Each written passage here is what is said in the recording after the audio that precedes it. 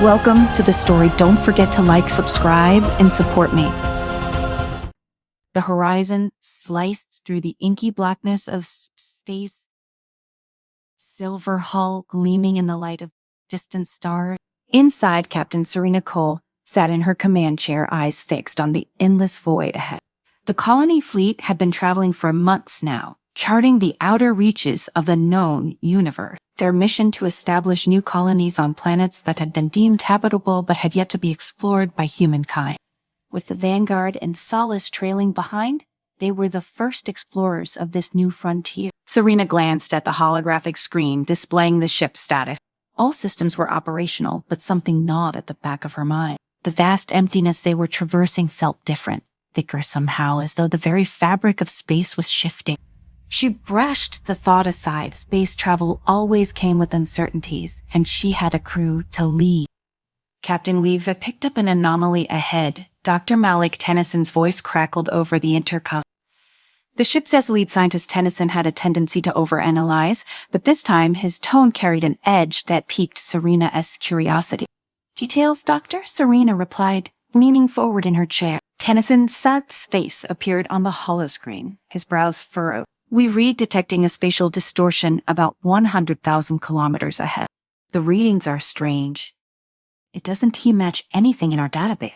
"Strange how?" Serena asked, frowning. "Is it a threat?" "I don't know." Tennyson admitted itself not like any natural phenomenon we've ever encountered. "It could be some kind of gravitational rift, but it's emitting energy signatures I've never seen before. The distortion seems to be warping space-time itself." Serena's saddies shifted to the display, where a shimmering rift had formed ahead of the fleet. It wasn't a black hole or a wormhole, nothing like the anomalies they'd encountered before. It looked almost alive, swirling patterns of light twisted within the rift, pulling at the edges of space as though inviting them in. "Can we go around it?" Serena asked, though she already suspected the answer. "Unlikely," Tennyson replied. "It's expanding. If we wait too long, we might not be able to avoid it." Serena clenched her jaw. "Prepare the ship for possible impact," she ordered. Lieutenant Moss set a course through the rift. "AI Captain Kane," Lieutenant Kara Moss sang calm voice from the helm. The pilot's hands moved swiftly over the controls, guiding the horizon directly toward the anomaly. The ship's engines hummed as it surged forward. As they neared the rift, the lights inside the cockpit flickered, and the air itself seemed to hum with energy. Serena gripped the armrests of her chair, her heart pounding. She had led her crew through dangerous situations before, but this felt different. This felt wrong. The rift loomed larger on the screen, a swirling vortex of color and light. The ship shuddered as it entered the edge of the anomaly. For a moment, everything was still. Then, without warning, the horizon was yanked forward, as though caught in the grip of some unseen force. Serena's vision blurred as the ship was pulled into the heart of the rift. When Serena opened her eyes, the bridge was deathly silent. The hum of the engines was gone, replaced by an eerie stillness. She blinked, her mind struggling to process what had just happened. "Report," she ordered, her voice hoarse. No response. She glanced around the bridge. Her crew sat at their stations, but something was off. They were staring straight ahead, eyes vacant as if frozen in time. Serena pushed herself to her feet, fighting the dizziness that threatened to overwhelm her. She stumbled toward Lieutenant Moss, who sat rigidly at the helm. "Kara," Serena called, shaking her shoulder. Kara blinked, her eyes slowly focusing on Serena. "Captain," she whispered, her voice barely audible. What just happened?" "I don't know," Serena replied, her own voice trembling, "but we need to find out." The holoscreen flickered to life, displaying a view of the space outside. But what Serena saw made her blood run cold. They were no longer in the familiar star-studded void. Instead, they were surrounded by a swirling, luminous haze. There were no stars, no planets, no points of reference, just an endless expanse of shifting light and shadow. "What the hell is this?" Kara muttered, her hands moving over the control. "The navigation systems aren't responding. I can not get a fix on our location." "Dr. Tennyson, report to the bridge," Serena ordered through the intercom. She needed answers, and fast. Moments later, Tennyson appeared, his expression grim. "Captain, I've been analyzing the data. This region we've entered, ... it's not just some anomaly, it's an entirely different space, governed by different laws of physics." "What are you saying, Doctor?" Serena asked, though she already dreaded the answer.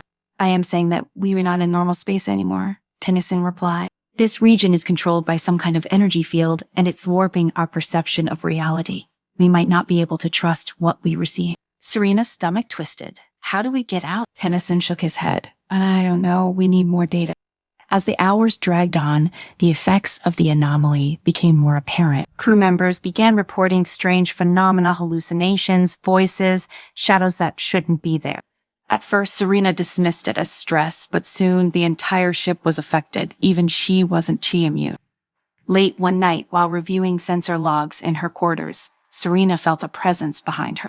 She turned sharply, but the room was empty still. The hairs on the back of her neck stood on end. She could have sworn she'd heard someone whisper her name. The hallucinations grew worse. Lieutenant Moss reported seeing her dead brother walking the corridors, smiling at her as though he had never died.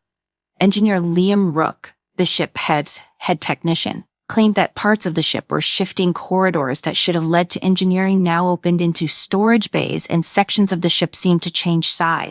Serena tried to hold the crew together, but morale was crumbling. Every time she thought she'd gotten a handle on things, something new would happen, a burst of static on the intercom, a door that wouldn't open, crew members vanishing only to reappear hours later with no memory of where they'd been. And then they lost contact with the Vanguard.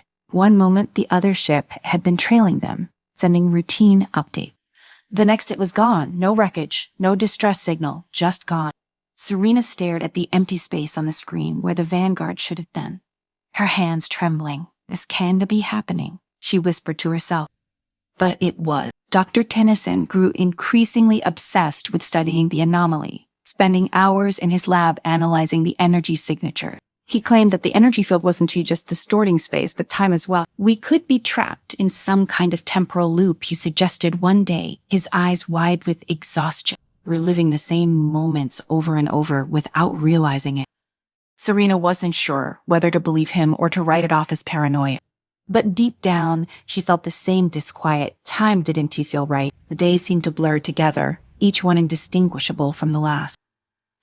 We need a way out, Doctor, she said firmly, trying to anchor herself in the present. Whatever this is, we can stay here. Tennyson nodded, though. His eyes remained distant. I am working on it, Captain. Meanwhile, Lieutenant Moss had begun to develop her own theory. She had noticed that certain parts of the ship seemed immune to the shifting space, places where the core systems were most stable.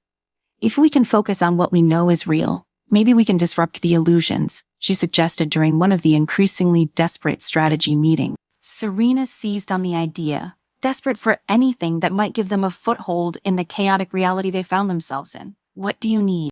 Control over the ship's core systems, Moss replied. I can isolate the unaffected areas, keep us grounded in what says real. But I'll need Rook's help to bypass some of the failing systems. Serena nodded. As Moss and Rook worked tirelessly to stabilize the ship, Serena found herself drifting deeper into her own thought. The voices in her head grew louder, more insistent, whispering things she didn't want to hear. Memories she had long buried began to resurface, old regrets, past failures, the weight of all the lives she had lost under her command. She shook her head, trying to clear the fog that had settled over her mind. She couldn't afford to lose focus now, not when her crew was depending on her. The final straw came when the Solace went dark. One moment it had been sending intermittent updates, reporting the same strange phenomena the Horizon was experiencing. The next, its signal was lost entirely, as if the ship had never existed. Serena stood on the bridge, staring at the empty void where the Solace should have been. We were running out of time, she muttered under her breath. Moss and Rook had made progress in stabilizing parts of the ship, but it wasn't high enough. The energy field was growing stronger, its influence seeping into every corner of the Horizon. Reality itself was unraveling, and Serena knew that if they didn't find a way out soon, there wouldn't be anything left to say. I've got something, Tennyson announced one morning, his voice ragged with exhaustion, a way to disrupt the field. Serena's heart leaped. What is it? We need to overload the ship's core, Tennyson explained. Create a controlled explosion that should destabilize the energy field long enough for us to open a rift and escape. That's suicide, Moss said bluntly. The core says already unstable. We could destroy the entire ship. We don't have a choice. Tennyson shot back. The longer we stay here, the more likely we are to lose everything. This is our only shot. Serena's mind raced. It was a desperate plan, but what other option did they have? The Vanguard and Solace were gone, swallowed by the anomaly. If they stayed, they would be next. Serena stared at Tennyson, weighing their options. The air on the bridge felt thick, as if the ship itself were holding its breath, waiting for her command. Every instinct told her to stop, to protect her crew, but the harsh reality was that there was no safety here. They were on borrowed time, and that time was running out. "Do it," she said, finally, her voice, low but resolute, "prepare the core for overload." Tennyson nodded, already moving toward his console to execute the necessary command. Moss shot Serena a glance that was a mixture of disbelief and grim acceptance, but she didn't argue. They all knew what was at stake. Rook arrived on the bridge just as the orders were relayed to the engineering team. "You were really going to blow the core?" he asked, incredulous. "Captain, we were talking about destabilizing the one thing keeping us from falling apart." Serena met his gaze. "And if we don't tell, we will end up like the Vanguard and the Solid. Whatever that thing is out there, it's consuming us. We either fight back or we die." Rook exhaled, running a hand through his sweat-dampened hair. "Fine," he muttered, glancing at Moss. "Let's make sure we survive the explosion then." Moss and Rook worked quickly, their hands moving over the controls with practiced efficiency. Tennyson monitored the energy field, his eyes flickering between the data streams on his console and the shifting patterns of light outside the ship. The tension in the room was palpable, each person acutely aware that a single mistake could spell their end. As the core began to destabilize, the ship's systems groaned under the strain. Lights flickered on and off, and the walls themselves seemed to vibrate, as if the horizon were alive and protesting what they were about to do.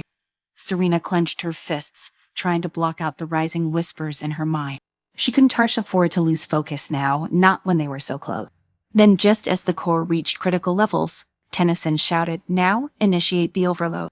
Rook slammed his hand down on the console, triggering the sequence. The ship shuddered violently, throwing Serena off her feet as the core erupted in a burst of energy. For a split second, it felt as though the entire ship was tearing apart at the seams.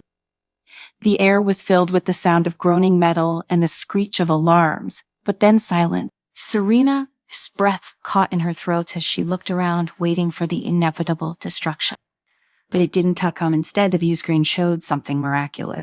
The swirling vortex of energy outside the ship had collapsed, and in its place was a shimmering tear in space. It was small, barely stable, but it was their way out. "Lieutenant Moss, take us through," Serena ordered, pulling herself up and steadying her voice now.